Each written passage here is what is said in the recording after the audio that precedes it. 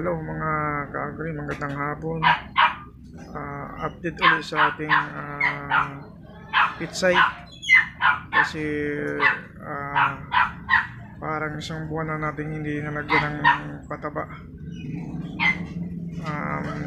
Isang bisis lang natin nilagyan ng pataba na Ajinomoto.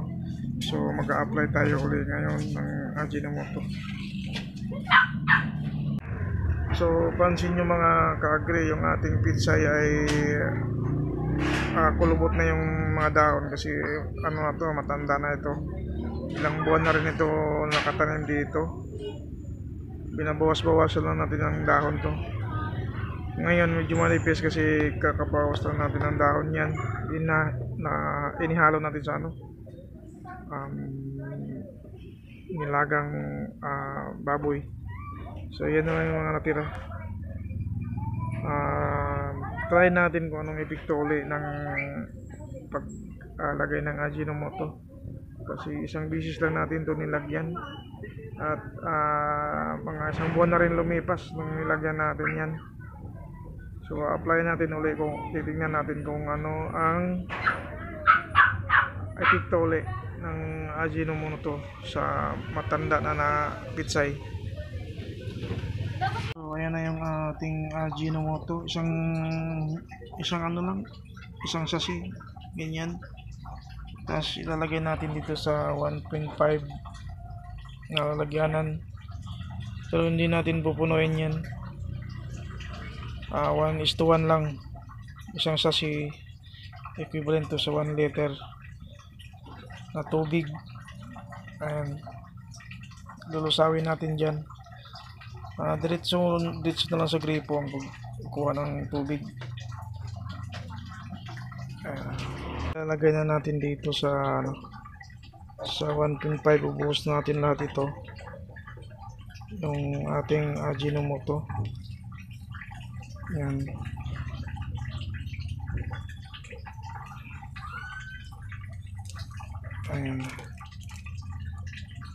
Ayan, ubos na natin. So tutunawin natin yan. Ayan bali shake lang natin para para matunaw siya. Kaya hindi natin masyadong pinuno yung 1.5 nito para ma-shake natin. Ayan siya, natin idilig na natin doon. So ididilig na natin. Ayan, dinilig na natin. Tingnan natin kung anong magiging result nito. Matanda na ang matanda na yung dahon.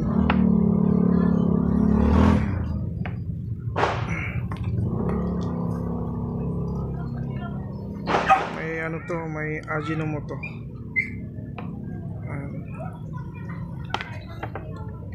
Tingnan natin kung anong magiging epekto nito.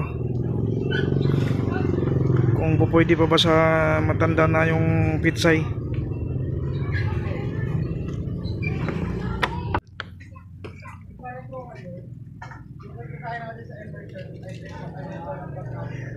Bali ilang puno na lang to kasi na-harvest na natin yung iba dito. Ayan din yung iba dito mga tanim talong, tsaka yung sili, tsaka yung pandan natin at papaya.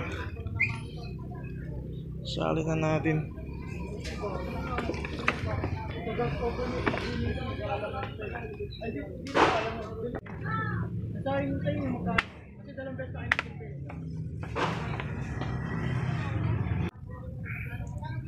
Ayan, basa na yung dahon.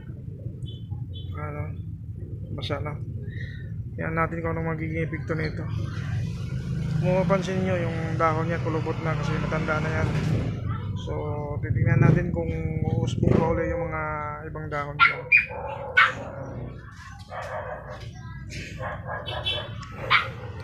Okay, yun lang mga ka-agri. Thank you sa panonood ninyo. Please like, share and subscribe. Salamat.